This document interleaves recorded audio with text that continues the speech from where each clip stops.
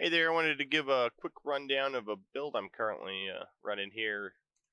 It's a Meteor build that's built mainly for bossing. The idea is to quickly stagger the bosses and then from there do a lot of damage there. So let's go ahead and we'll start by looking at our skills here. So for our main attack, we use Frostbolt because we're also going to be utilizing the enchantment effect. Direct damage from skills applies 15% chill. We went with Enhanced Bolt and then grabbed a Glinting Frostbolt to try and get a little bit mana back when we're auto attacking. And then in core skills, we do have one rank in Fireball. The point of Fireball is for clear. We use the enchantment effect when we're not bossing to do a little bit extra damage to clear packs out quickly. Then we went with Devastation for that 9 extra mana. That's going to allow us to use Fireball a little bit more. Then when it comes to our defensive skills, we want to max Glass Cannon for the more damage. If you're in hardcore, probably don't max Glass Cannon because better safe than sorry. And then I do have 1 point in Ice Armor, so I could get the enhanced Ice Armor effect for the mana regeneration. That's not specifically required, but it is a little more quality of life. And then what I would like to do if I didn't want that enhanced armor is I'd get an amulet or something that gave +1 to all defensive skills. That way I'd get my teleport and my ice armor. But the 2 skills from here we really want is the teleport and ice armor, and then glass cannon. And if you are hardcore, aside from not getting glass cannon, I would also grab flame shield so you can use its enchantment effect. But since we are softcore, we don't worry about it. Then over here we do have 1 point into Ice Blades, so we can apply Vulnerable. And then we went Precision Magic for the increased lucky hit chance. Align the elements so we could get Protection, which will give us Barrier when we use a cooldown. And we're going to have several cooldowns that we could utilize. So our primary damage skill is going to be Meteor, so we want as many points in Meteor as we can. And then we go up to Wizard's Meteor, which applies Immobilize on enemies for 2 seconds. And that's going to give us some more stagger for the bosses as well. And we went for max points in Inner Flame, Devouring Blaze, and Crippling Flames. Again, that's just synergizes with our immobilization and more damage there. We maxed Icy Veil for the increased barrier duration, and that allows us to get, while you have a barrier, you apply 24% more chill. This is again going to allow us to add more stagger to bosses when we're doing damage. Since with our enchantment effect, all direct damage is going to apply chill. Then from there, over into our ultimate zone, we did put 1 point into Permafrost, which doesn't really do much for us. But that was so we could get Hoarfrost. You deal 9% increased damage to chilled enemies and 18% increase to frozen enemies. We do freeze occasionally with our auto attack, but mainly it's that 9% increase for the chill, since we do apply chill with all our damage. Then we did get the Inferno ultimate, so we could get the big thing here is the Supreme Inferno, which will allow us to cast our Meteor as much as we want with no cost while the Inferno is going for its 8 seconds there. Then we did get Fiery Surge. Again, this is mana regeneration. We want as much mana regeneration as we can get. And then Soulfire for the reduced cost of our Meteor while we're standing still and casting it. And I do have 2 more skill points I could put in. They're probably going to go into Endless Pyre, just more burning damage, or we could put them into Warmth for some HP regen. Probably just more damage since I am softcore. And the occasional death every now and then is no big deal. Then we went with Esu's Ferocity. Now, I'm doing this build right at level 50, so this is just completing the capstone dungeon. So this is the bare bones minimum build that you can see. So it's only up from here once we start unlocking the Paragon and everything. So this is a starter build with the damage you can reasonably get right at the start here.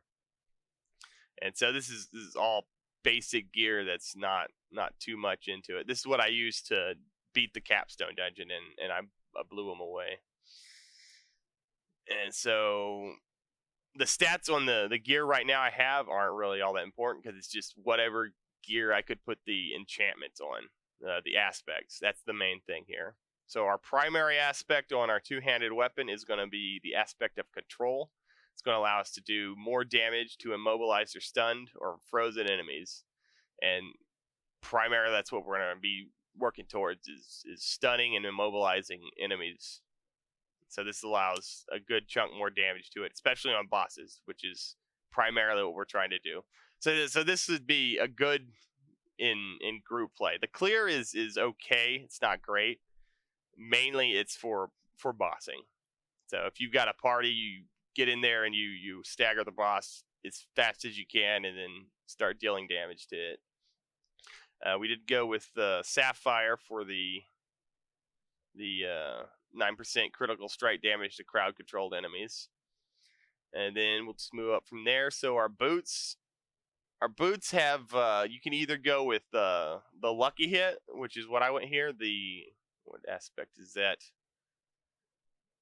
The aspect of fortune, I guess. Your lucky hit has a chance to, lucky hit chances increase 13% while you have barrier. And that's going to allow me to get more lucky hit procs on bosses, mainly is the purpose of that. Especially because I'll usually pop my ice armor and then move into my ultimate and doing damage there.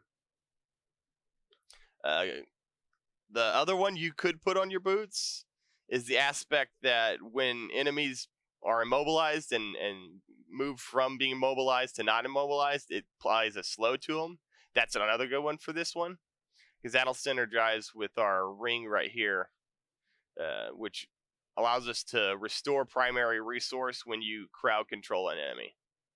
And so that aspect where they get slowed when they are able to move again just would give us a bunch more primary resource. But again, I'm mainly tailored towards bossing, so I went with the lucky hit.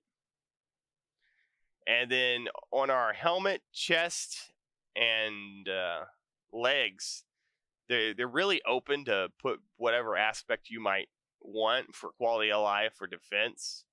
So on the legs, I've got armor gain while you're dealing damage up to 40%. So that's just some quality of life defense. And chest piece, I believe I've got the damaging to an elite causes you to get a barrier. And currently I do have rubies in there, but I think putting topaz would probably be better.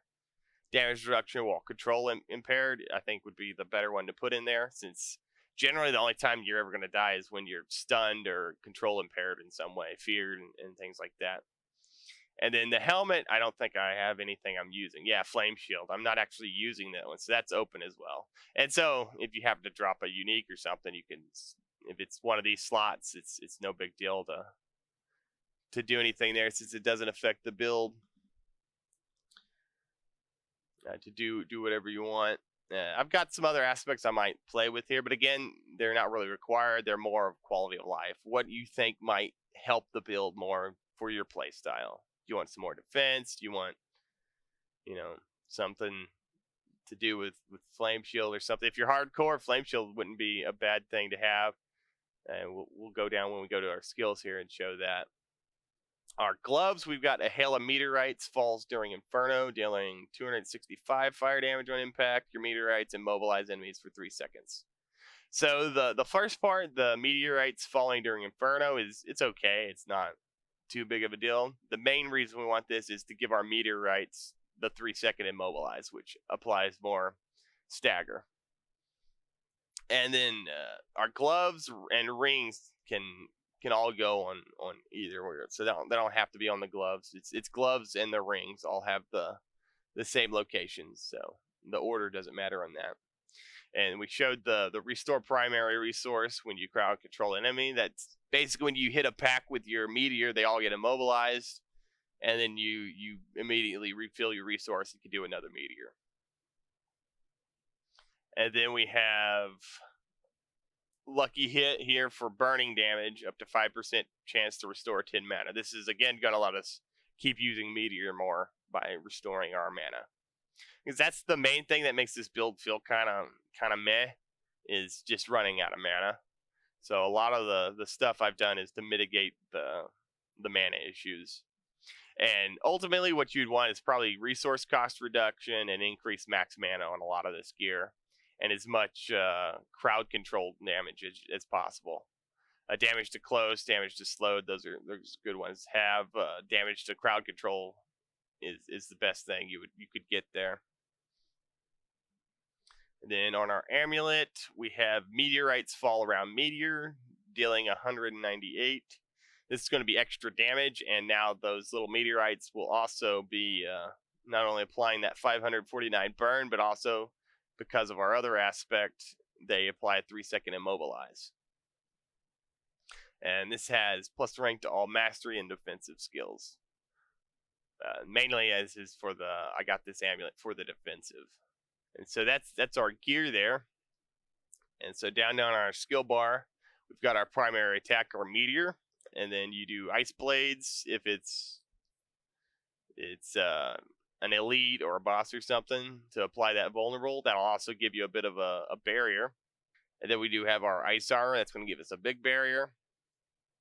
And then we've got our ultimate. So when we ult, what I try to do is I use meteor until I'm out of mana, until it's not coming back, and then I ult, and that'll give me like 8 seconds to cast meteor as much as I want for free, while my mana bar regenerates. Then we do have Frostbolt. This is going to be our auto attack, just to apply some chill, occasionally freeze, and get some mana back. And then we have Teleport. The Teleport has a cooldown, so it'll also give us shield. And then moving on to our enchantments, this is what I run mostly during my clear. We have our Frostbolt enchant to apply chill. And then we have our level 1 Fireball enchant for AoE explosions. Now, if you were hardcore, you would want to swap in one of these flame shields, one of these for a flame shield. Probably you can make do without the Frostbolt enchant, so that's probably the one I would switch.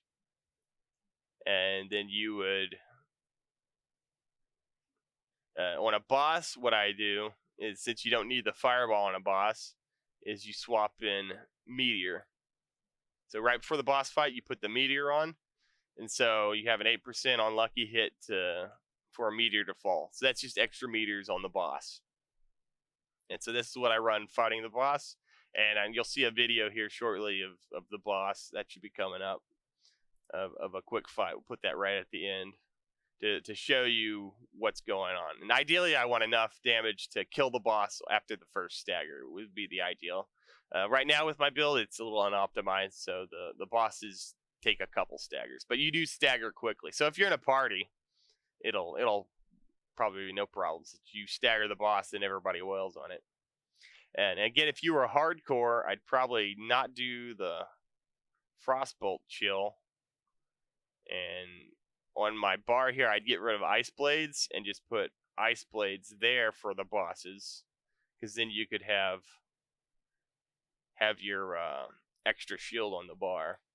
So that's the build. Again, a little not fully optimized with because I haven't really done a lot of optimization yet. I wanted to get it to show exactly what it was when I got to endgame here, and then from here we'll do optimizations on it.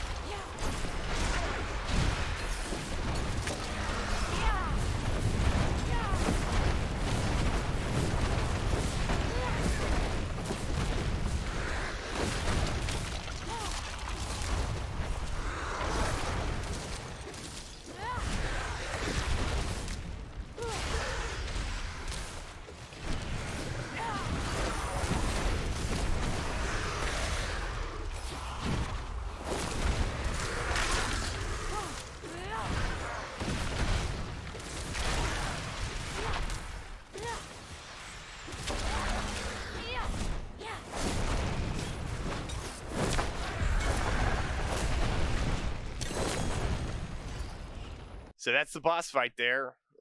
Again, the build's not fully optimized. It's right when I hit end game. I'll do another video on it, probably when I hit upper levels, probably around 80 or something, to see how it's doing once I've got a bunch of Paragon levels going. But I'm not able to kill the boss in one stagger yet. Shouldn't be too big of a problem, especially if you're in your party. See how fast we apply stagger, which I think is the main point of the build there. But let me know what you think, and y'all have a good one.